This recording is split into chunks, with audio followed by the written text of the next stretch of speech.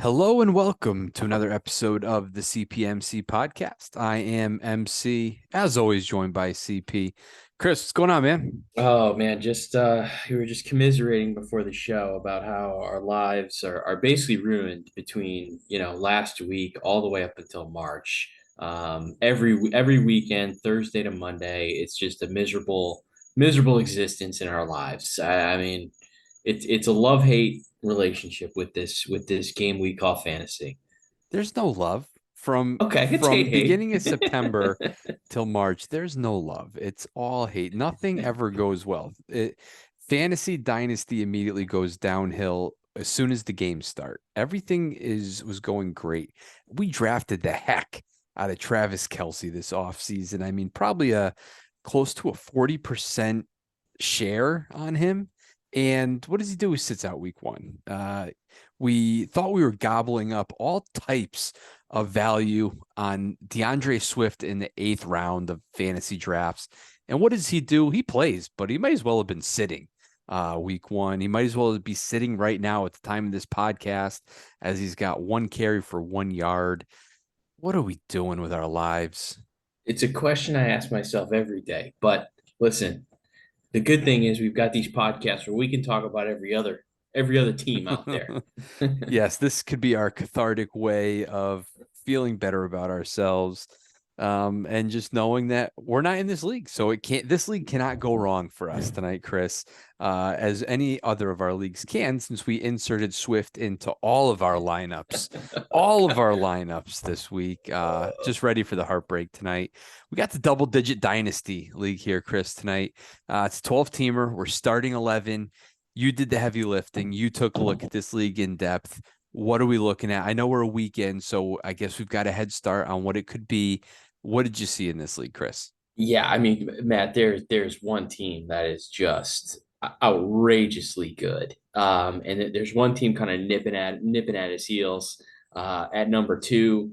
And then we've got a very solid middle class, and the bottom teams. I mean, we've got to help them right the ship. I'll just leave it at that because they're going to need some help. That's for certain. But it looks and plays like a dynasty league that's been around for a while. That's kind of how I look at it. You've got your haves and your have-nots, and a decent middle class.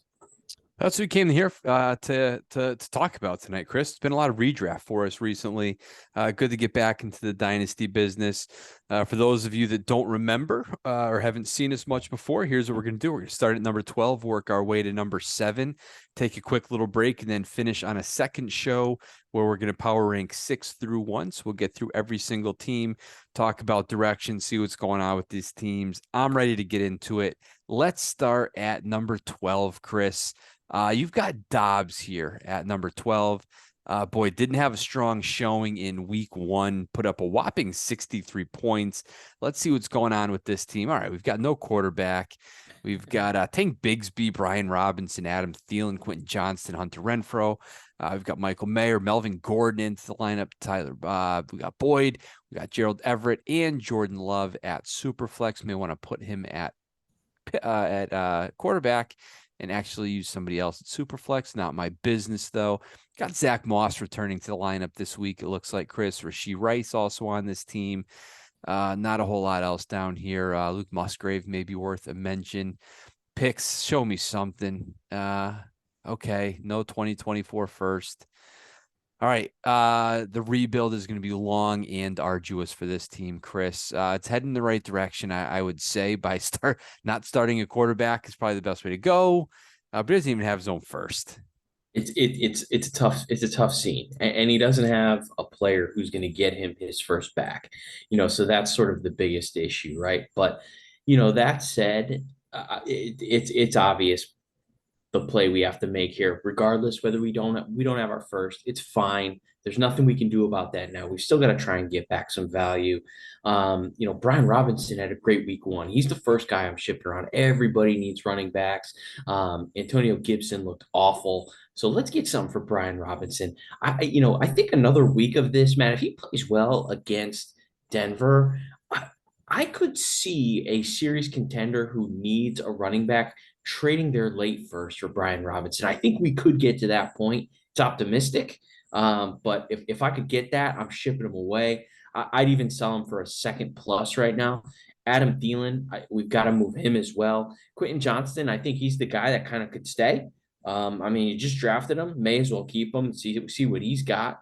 In terms of other guys with value, I mean, it's slim pickings here. Jordan Love, to QB needy team, I think is an easy sell. Other than that, I mean, it's kind of ugly, but we've got to try and get everything we can, squeeze every ounce of this apple to get yourself some picks here and just keep or start this rebuild process. We got a couple seconds, couple thirds. We got to add to that stable and just start taking our shots. Yeah, I mean it's really that simple, right? I mean, you've just got to kind of sell these guys for literally anything, hope something hits. It doesn't look like there's much, Chris, but if we're going to look at this with our rosy colored glasses, I mean, we've got Luke Musgrave here, that rookie tight end. We've also got Rashee Rice out of Kansas City. I think that's looking pretty good as well. Not a whole lot on this taxi squad. Wish there was a little bit more there. And then you did mention Brian Robinson, Michael Mayer, you've got Quentin Johnson. So, we've squinted hard enough and we've seen, wrong team right there.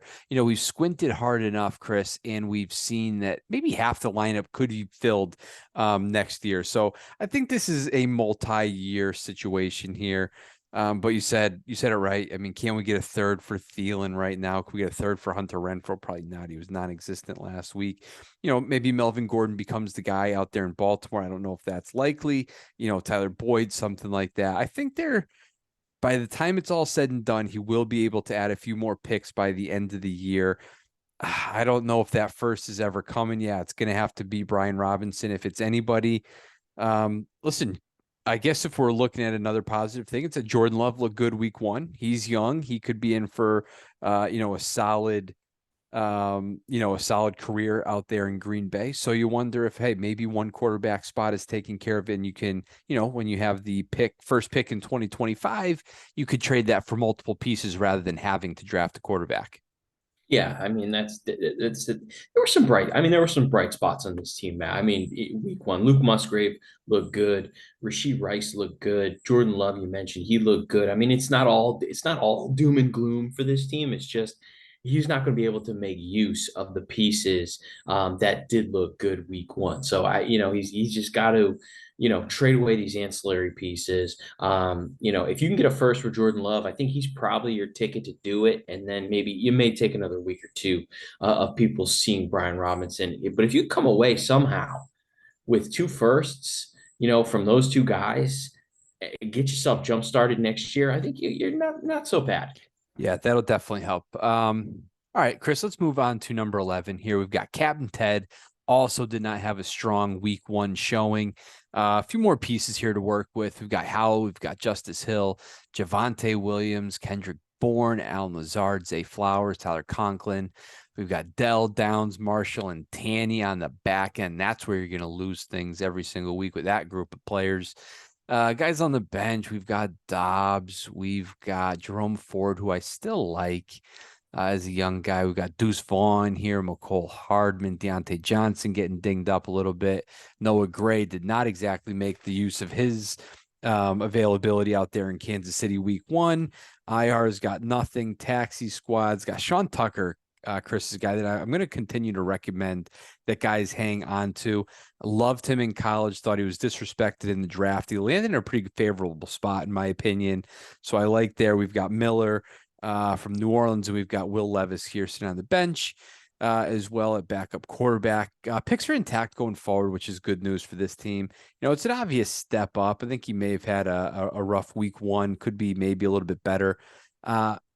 It's young, I'll say that much, Chris. I just don't know how talented it is. Yeah, there's really not a lot of talent here. Here's the positive, though. Zay Flowers, as soon as week one, he looks like an absolute stud at wide receiver. I mean, he was far and away the Ravens' best receiver week one, and I think that's only going to continue. He looks the part, every bit the part. of an alpha dog receiver. I think he goes a long way with this team. Our quarterbacks are kind of miserable, and I think that really hurts this team's chances of getting any sort of traction towards a playoff run. There's just not enough talent there. I agree with you on Sean Tucker. He's a guy definitely worth stashing away. And listen, if Rashad White doesn't perform and Sean Tucker takes the reins, I think he's a quick sell, right? I mean, he's a quick sell if you can get, a late first for that guy, even if he's young. I think that's kind of the key with this team is just capitalizing on any sort of upside here. Besides a guy like Flowers, I think he's a guy you can keep. I think Deontay Johnson is a guy you can keep. Just sort of build along or around those two. Everybody else, I'd be fine shipping off for parts, maybe taking some upside, maybe making some upside plays, build out your wide receiver core, getting some picks and going from there. There's going to be as we know, there's always quarterback needy teams, and he's got three of them that are really not long term options. So if we can sell all three at various points of the season, that's a nice way to turn a profit on this team. So that'd be my first thing is trying to sell off these quarterbacks to QB needy teams.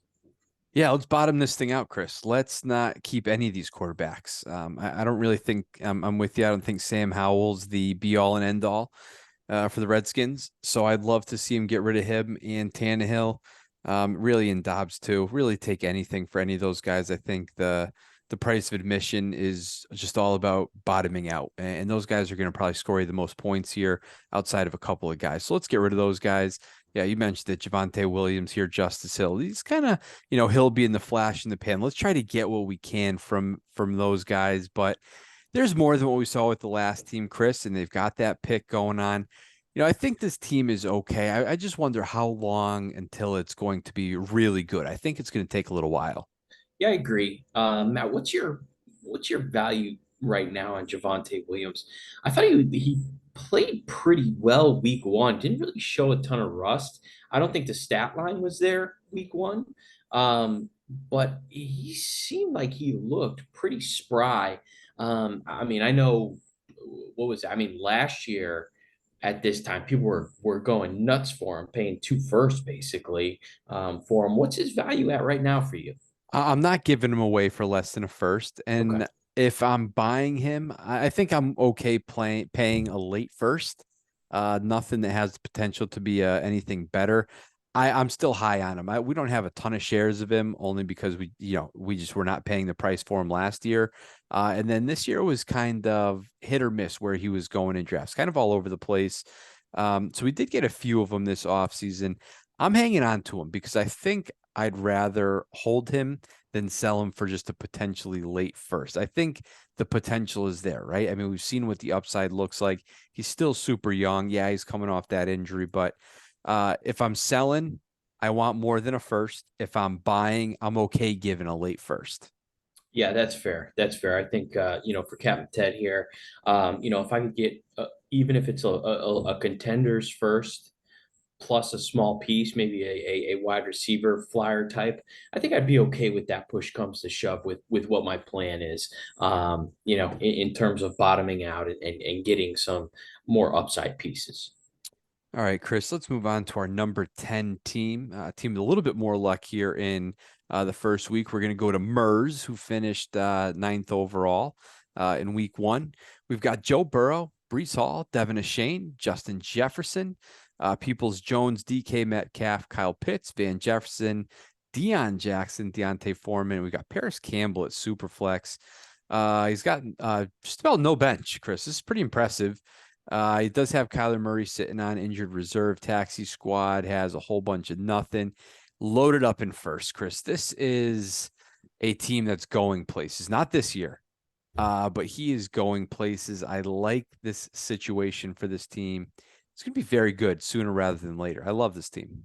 It was such a weird team to look at as I'm scrolling through. You've got the likes of Van Jefferson, Paris Campbell here in the super flex, and then you keep scrolling down and you realize, oh geez, okay, we've got Kyler Murray on the pup list. We've got all these picks, and you realize it's set up very well for the future. Like you said, we've got those anchors at just about every position, right? We've got Joe Burrow anchoring the quarterback spot. We've got Brees Hall anchoring the running back spot, who looked great. I mean, he looked great week one.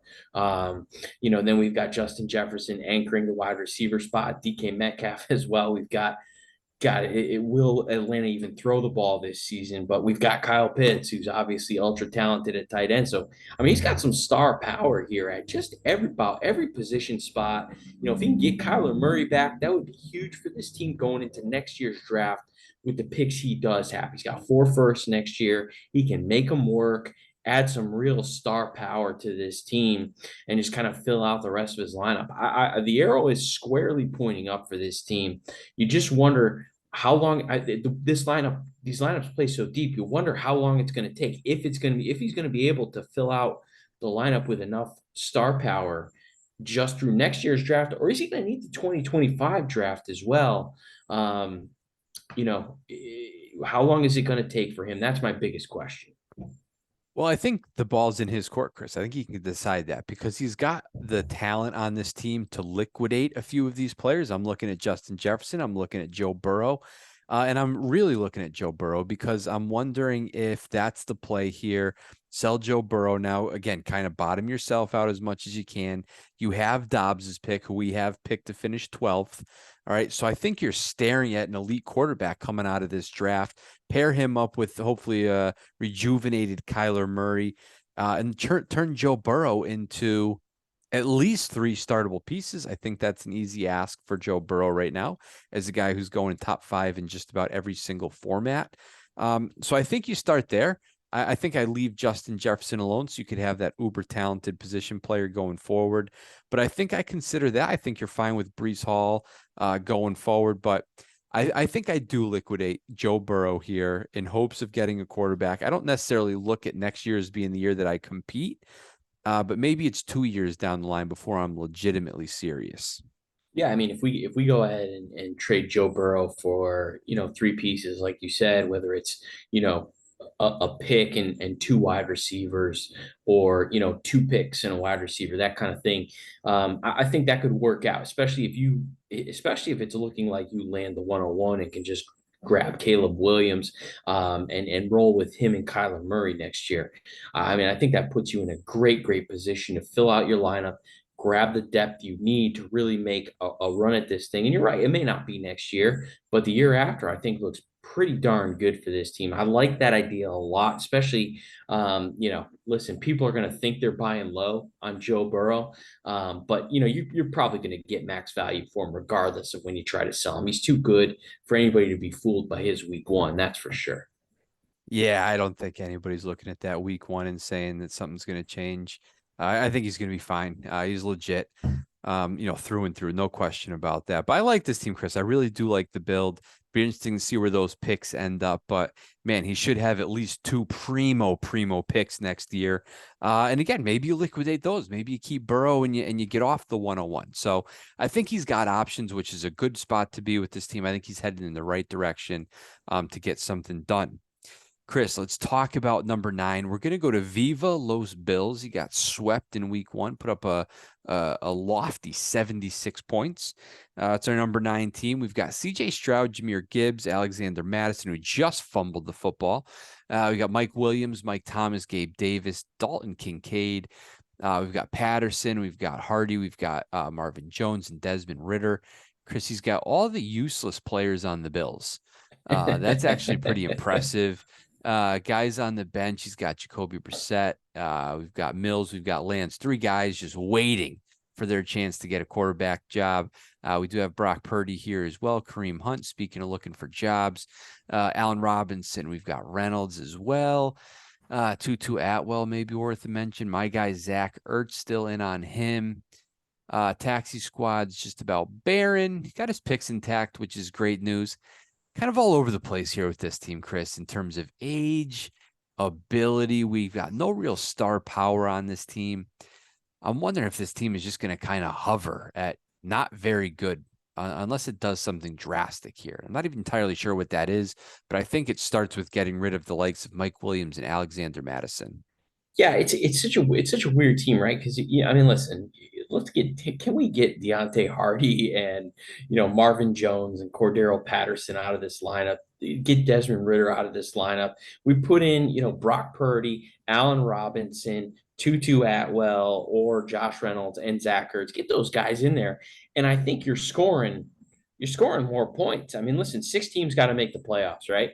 And you put those guys in, all of a sudden it just looks a lot better projection wise. But you're right. I mean, you can see here there's guys who are going to score points, but we lack the real just elite star power. If you adjust the lineup a little bit, I think you have a consistently reasonably scoring team, but you don't have any game breakers on this team, and that's really the kind of the downfall of it.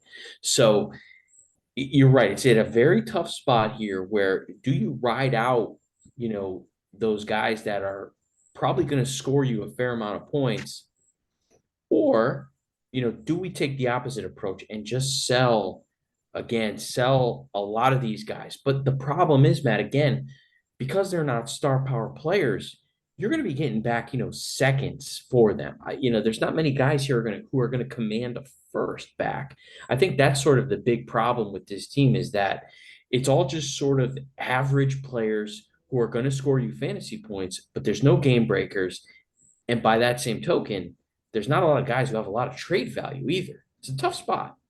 Yeah, it is. It's the ultimate double-edged sword here, pretty much across the board. Because you're right, I don't see a single guy on here that's going to yield you that first. Outside of Stroud and Gibbs, and those are guys that you probably want to hang on to. Just drafted him. Yeah, he just drafted him as well. You got Brock Purdy here. I don't think we have a reason to have 3 quarterbacks on this team. Go and shop those guys out there, see what's out there. I mean, Purdy's job's got to be safe enough now where he's got to get you a first. I would pay a first, I think, for Brock Purdy. I hope none of my league mates are listening. I've lost my bargaining chip. But I think I probably pay a first for Brock Purdy. He seems safe enough, and that offense is outstanding. But yeah, you're right. It's tough. But this team is never, ever getting to the playoffs, I don't think, this year. And it's certainly not a legitimate contender. So we always say if we're not that, we got to get off it. Yeah, that's the tough, right? That's the biggest hurdle here is we've got to figure out a way, to get as much pick value, I think, on our roster because these guys that you have scoring points are really just kind of they're not doing anything for you. It's almost a detriment because your picks your pick is getting worse as these guys score points. So it's really a tough spot. I would sell everybody for picks. I'd hang on to Stroud and Gibbs, because you just drafted them. They're young enough. And everybody else, I'd try and shop and get what the heck I could for them. All right, Chris, let's move on here. We've got albino black pythons at number 8. The albino black pythons here at number 8. Let's go and find this team. Boy, he had a nice little week 1. Just ran into a juggernaut, looks like here, week 1. But we got Bryce Young, we've got Damian Pierce, we got James Conner, Devonta Adams, Nook Hopkins, Odell Beckham, TJ Hawkinson, who just found the end zone, Chris, as I'm saying this. We got Romeo Dobbs, Darnell Mooney, Raheem Mostert, who is going to play this week, it looks like. Not that it may matter the way they sling the ball. And we got Treylon Burks here at our super flex spot. Guys on the bench that we can mention, Kyron Williams, Kelly, Valdez Scantling may be worth a mention. Josh Palmer, Logan Thomas was good week 1. Hayden Hurst, loved him all offseason, still do. Boy, we got Aaron Rodgers down there on injured reserve. So that may be the sign that we're waving the white flags. We've got Laporta and Malik Willis on Taxi's squad as well as Jalen Hyatt. No first next year, Chris. That's going to hurt a little bit with this team. Only a couple of seconds. Oh, man. I think that Aaron Rodgers news is just dashing to this team, Chris, because look at the age on these guys, right? I mean, Devonta Adams, Nook Hopkins, and Odell Beckham. If this was 2017, this is wheels up. James Conner as well. The fact is, though, it's not. So this team's in a bit of trouble, Chris, and it's I blame Aaron Rodgers. Yeah, it's really bad luck here. With this team, I don't listen, knowing what I know and the 2 teams that are at the top of the heap, I would not suggest this. But looking at this roster, I mean, would you pay Traylon Burks and a second for Brock Purdy, who we just talked about? I mean, would you pay that price for this team and get like I mean, Purdy, let's face it, I mean, he's probably is going to give you close to what Aaron Rodgers was going to give you this season, unless you're a super optimistic Aaron Rodgers supporter. I mean, would you go out and make that deal? Like the rest of the lineup's not bad. You said what? Burks in a second? Yeah. Oh gosh. Yeah, I don't know, Chris, because like you said, at the top of this field is two very, very good teams. Oh, this would have been a perfect team. Sorry, I'm going to avoid the question for a moment, Chris. This would have been a perfect team for us to say, our usual, all right, let's give this thing to the end of October, middle of November. If it's not working out, let's get off of these guys like Devontae Adams, James Conner, Hopkins, Pierce, guys like that. But I just don't see it getting to November, Chris. If I'm being just realistic with myself, I don't see us getting there, even with Purdy. So I just don't feel right saying let's wait till an injury comes to Devontae Adams. And now we missed our window. Hopkins, same thing. We've got to strike while the iron's hot. Get these guys in the hands of the top teams, get some picks back for them, and move on with yourselves. If Aaron Rodgers was healthy, would you be saying the same thing about this team? I'd have your full disclosure. I'd probably have this team ranked about fifth if Aaron Rodgers was healthy. Um, so would you be saying that same strategy? No, I mean, no, I would say hang on. Like, right, if you're going to be a playoff team, let's try to make a little bit of magic by getting in there. So, yeah, if Rodgers was there, I would say plow forward, see what we have in November. If it's working out, keep going. If not, get off it. But as of right now, I'd still maybe even stay the course. It may be a fool's errand, but I'm certainly not paying anything to bring anybody on. so yeah, I mean, I get that. My idea here was what's my opportunity cost to go get Brock Purdy, who again, I think he's going to be just about what you were going to get from Aaron Rodgers. Like I don't think Aaron Rodgers, he's no world beater anymore, unfortunately. So we're paying, I mean, unless you're a big believer in Burks still, which I am not, and maybe that's where I'm coming from. I'm paying a second and Burks, a guy I don't necessarily believe in, for basically the chance to wait it out 5, 6 weeks and maybe kind of get in that playoff hunt. So I think maybe it's not Burks. Maybe you have to pay a little less to feel comfortable. I think maybe if you're paying a little less, you probably feel a little more comfortable for a quarterback. So maybe that's the play is just try and get a God, I mean, maybe even a Sam Howell type on the very cheap and just see how it looks. I mean, it could be Jordan Love as well. Something like that to get you maybe semi-competitive for the next month. Barring injury, I don't think these guys are going to lose value. The guys that you have in Adams, and Pierce, and Connor, and Hopkins, I don't think these guys are necessarily going to lose the trade value that they do have now, barring an injury. But I mean, an injury is going to doom everybody's trade value. So I try not to think of that. So it's an interesting spot for this team, Matt. They can do a couple different things. I don't think there's a wrong answer, to be honest with you. No, or it's only wrong answers. That's the tough spot here. And it's not that I love Traylon Burks. I just think that gives you a depth piece, right? I'd love to see Darnell Mooney out of there and Traylon Burks actually in there. Or it just gives me a little bit more depth. You look at this bench, Chris, and there's not a single guy I want to put into the lineup at all. I mean, we're looking at Logan Thomas and Hayden Hurst as being the next guys up in a league that's fairly deep. So yeah, I wonder if, maybe I was so fixated on Purdy being the guy that you said. I wonder if maybe it's give a second for Jimmy Garoppolo, if that's what he costs, or is it two Sure. seconds for Derek Carr? Something along those lines. I think that makes me feel a little bit better than giving up Traylon Burks. I just do need that other position player. So tough spot here for this team. Again, you just feel so much better with a guy like Rodgers slinging it. He obviously took a 0 week one, and this guy ran into the top scoring team in week one as well. So, if Rodgers plays and we have a different opponent week one, this team could be sitting at 2-0 right now. But we know that's not the case, and it just puts them in a precarious position. Yeah, I agree. I mean, listen, there's things he can do here. I like the idea of exploring trades for a quarterback. I think that's the direction I'd go. I wouldn't give up on the season just yet.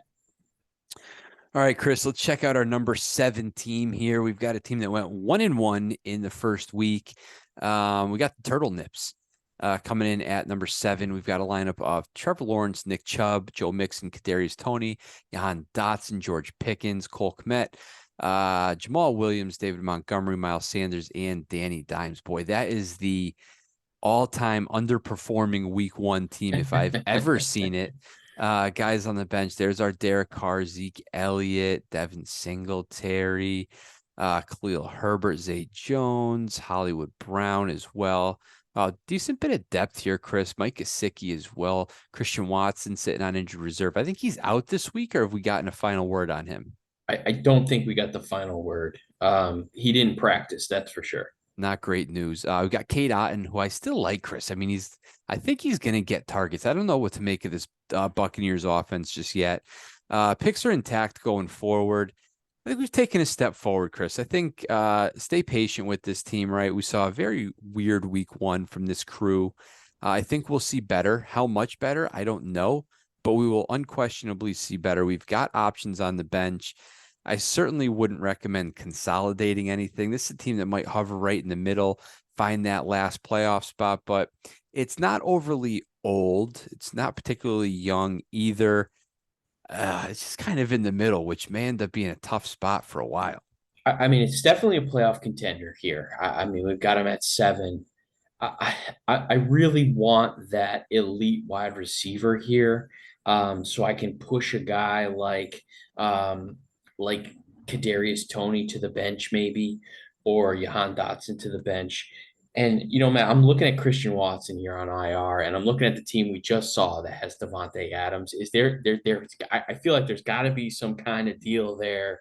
You know, Watson maybe plus a small piece for Devontae Adams, and I think both teams are happy about that. That just looks like an obvious deal to me. That makes both teams really happy going forward. Oh man, I don't know. I don't want to get older with this team, do I? I mean, because I don't think it's that good.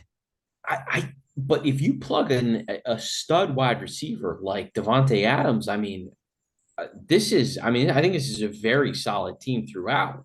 Yeah, I mean, we're getting older, but how many more years I mean, Jamal Williams is probably giving you this year, if that. David Montgomery probably giving you this year, if that. Like, I don't, Joe Mixon and Nick Chubb, what are they giving you? They're not giving you 5 more years. They're giving you probably this year and next at elite production. So I feel like I got to take my shot with this team, despite the youth I have at quarterback. you know, I, I I don't think the window's open much longer for this team. I think is my point. Yeah, I think that's a good point then. So is it just a first for Devontae Adams? I think that may be ballpark. I mean, Devontae Adams was really starting to slip in ADP towards the end of the offseason when I was doing some dynasty drafts. But I kind of like the youth here too, Chris. I mean, guys like Christian Watson, Hollywood Brown, just guys like that are pretty young. I wonder if it's giving up a Derek Carr to try to get some production at the position players as well. So yeah, I think there's moves to be made here. I don't know if I am going to do any type of wholesale things, maybe a tweak or two. We got to get Kadarius Toney out of there. We know he stinks. Um, oh man, it's just tough, Chris. But you're right, right? We do have replacements for Jamal Williams and David Montgomery on this bench. So yeah, maybe we do something like that. Maybe it is something like but this first could be a nice first next year. I'm I torn, don't man. I don't want to give the first. I'd much rather give a guy like Christian Watson for a stud wide receiver that I know is going to be productive, like Devontae Adams. Devontae Adams, he's not going to give you, I mean, granted, he's older, but I mean, I think he's got at least 3 years left. I don't think, at elite production, I don't think he's going away. I mean, you could be wrong on Christian Watson, but he's already dealing with these injuries, right? And I mean, he was so touchdown dependent for his points last year. I'm fine giving up a guy like that I don't really know what I'm going to get, especially with Jordan Love at the helm. So that's just where I'm coming from. I think he's got options here of things he could do. He could wait as well. So it's an interesting spot here for Turtle Nips. Yeah, again, options. And again, this is a team you can kind of wait it out and see, or you strike early. Again, options with this team, which is always a good thing. So, Chris, that's going to do it for us for our first half of the show. Let's take a quick break and we will see you guys in a little bit. Be sure to like and subscribe while you're waiting for the next one.